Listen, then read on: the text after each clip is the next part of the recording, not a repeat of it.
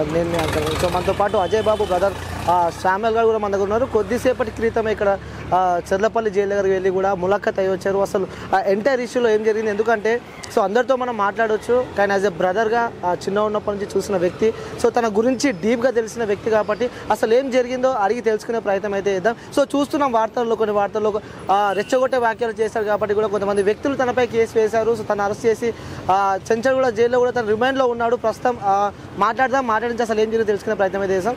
So brother చెప్పండి, entire issue చూస్తూ ఉన్నాం. సో అసలు ఏం జరిగిందంటారు అంటే, రెచ్చగొట్టే వ్యాఖ్యలు చేశాడు కాబట్టి తనపై కేసులు నమోదనే తను ఇప్పుడు చెంచల్గూడ జైల్లో రిమాండ్లో ఉన్నారు. సో ఏం చెప్పాలనుకుంటున్నారు మీరు? ముఖ్యంగా నేను ఒక విషయం చెప్పదలుచుకున్నానండి. అజయ్ బాబు వాస్తవంగా రెచ్చగొట్టే ప్రయత్నం చేసుంటే మీరు లీగల్గా ప్రొసీడ్ అవ్వచ్చు, అందులో మేమేం అంటానికి లేదు.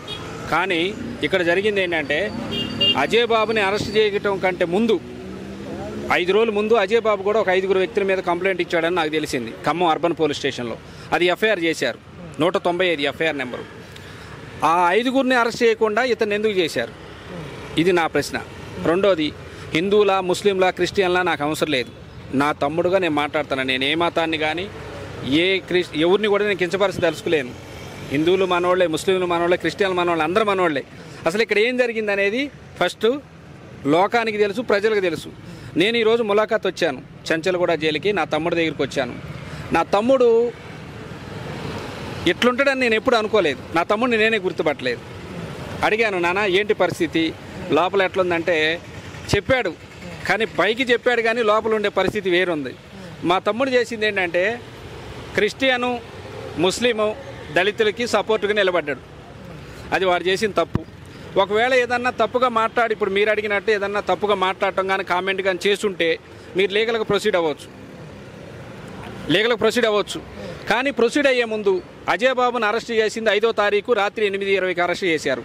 అరెస్ట్ చేసినప్పుడు చెప్పింది ఏంటంటే, ఖమ్మం అర్బన్ పోలీసు వాళ్ళం మేము ఖమ్మం తీసుకెళ్తున్నామమ్మా అని చెప్పి ఆమె మిస్సెస్కి చెప్పారు. నేనేమంటానంటే 41A నోటీస్ ఇవ్వాలి అరెస్ట్ చేసే ముందు. సుప్రీంకోర్టు గైడ్లైన్స్ ప్రకారం 41A నోటీస్ ఇవ్వాలి. ఒకటి, లేదు వారెంట్ అయితే వారెంట్ తీసుకెళ్ళాలి. లేదు ఫ్యామిలీ కన్నా సమాచారం ఇవ్వాలి. అసలు ఎవరు వచ్చారో తెలియదు, ఎవరు తీసుకెళ్లారో తెలియదు.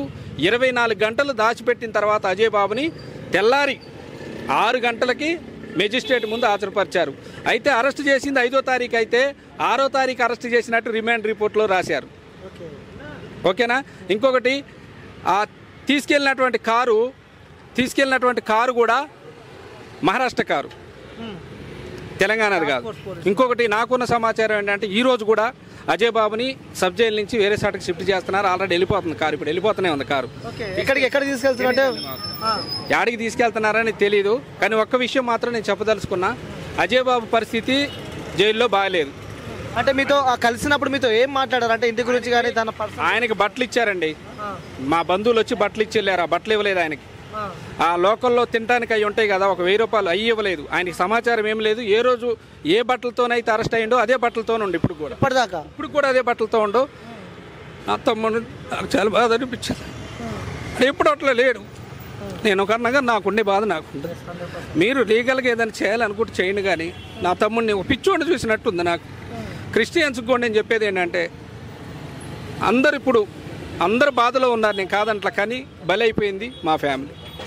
తమ్ముడిని కాపాడుకోవాలని ఆశతో నేను చెప్తున్నా. దయచేసి మీరు కూడా వాళ్ళు రెచ్చగొట్టారు, వీళ్ళు రెచ్చగొట్టారని రెచ్చిపోయి గొడవలకు వెళ్ళి క్రిస్టియన్ల మీద హిందువులు గొడవలు పెట్టుకొని ఫ్యామిలీలు బలి చేసుకోవద్దు. లీగల్గా మీకు ఏది కావాలనుకుంటే అది లీగల్గా ప్రొసీడ్ అవ్వండి. నా వంతుగా నేను నా తమ్ముడిని ఏ రకంగా సేవ్ చేసుకోవాలనే ప్రయత్నమే చేస్తున్నాను.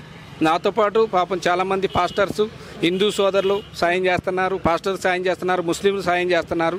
ఎట్టి పరిస్థితుల్లో అజయ్ బాబుని బయటికి తీసుకురావాలనేది నా ఆశ. ఒక బెయిల్ అప్లై చేస్తారా? బెయిల్ ఎప్పుడు వచ్చే అవకాశం? బెయిల్ అప్లై చేశారండి. ఒక 2 రోజులు, రేపు కానీ వాళ్ళు కానీ బెయిల్ వచ్చే అవకాశం ఉంది.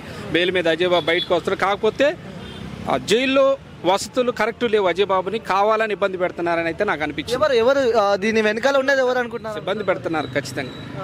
అంటే కొంతమంది పాస్టర్లు ఇప్పుడు లైవ్లో మనం చూస్తున్నాము. ప్రవీణ్ పగడాల గారికి ఏదైతే జరిగిందో, సో నెక్స్ట్ ఇది ఏమన్నా జరగబోతుందని చెప్పి కూడా పాస్టర్ అందరూ బాధపడుతున్నారు. ఏం జరగబోతుందని చెప్పి కూడా వాళ్ళకి ఏం చెప్పాలనుకుంటున్నారు? ఒకటండి, ప్రవీణ్ గారు ఎవరో నాకు తెలియదు. ప్రవీణ్ గారికి ఏం జరిగిందో నాకు తెలియదు. నేను మాట్లాడేది ఓన్లీ నా తమ్ముడు కోసం మాట్లాడుతున్నా. నా తమ్ముడు ఏం తప్పు చేసిండని తీసుకొచ్చారనేది నా కాన్సెప్ట్. ప్రవీణ్ గారు ఇంకొకళ్ళు నాకు తెలియదు. కానీ ఒకటేంటంటే అజయ్ బాబుకి ఏం జరిగినా దానికి పూర్తి బాధ్యత రాష్ట్ర ప్రభుత్వం తీసుకోవాలి. అది మాత్రం నేను చెప్తాను. సో అంటే అప్పటి నుంచి ఎలా ఉండేవాడు అన్న, చిన్న ఉన్నప్పటి నుంచి మీరు ఎందుకంటే దగ్గర నుంచి చూసిన వ్యక్తులు కాబట్టి, సో ఎలా ఉండేవాడు? ఎందుకంటే కొన్ని వీడియోస్ మనం చూసాము, లైక్ అంటే నాకు కార్లో నేను రాడ్లు పెట్టుకొని తిరుగుతా, అవి పెట్టుకొని తిరుగుతా అని చెప్పి కూడా, సో నన్ను చంపాలంటే ముందు వాళ్ళకి దమ్ము ఉండాలి అని చెప్పి కూడా కొన్ని వాక్యాలు మనం చూసాం. లేదు, అజయ్ బాబు చాలా సెన్సిటివ్ మనస్తత్వం. మేము 4 అన్నదమ్ములు, పెద్ద ఆయన, నేను 2 ఆయన్ని, నా తర్వాత అజయ్ బాబు.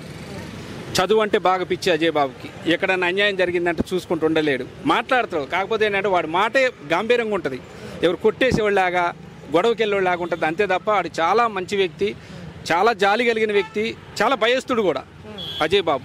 ఇప్పటి వరకు స్టేషన్ మెట్లు నా తమ్ముడు ఎక్కల. కాకపోతే ఒక మంచి కార్యక్రమం మీద క్రిస్టియన్లు, ముస్లింలు, దళితుల కోసం ఒక యజ్ఞాన్ని ఎన్నుకున్నాడు ఆయన.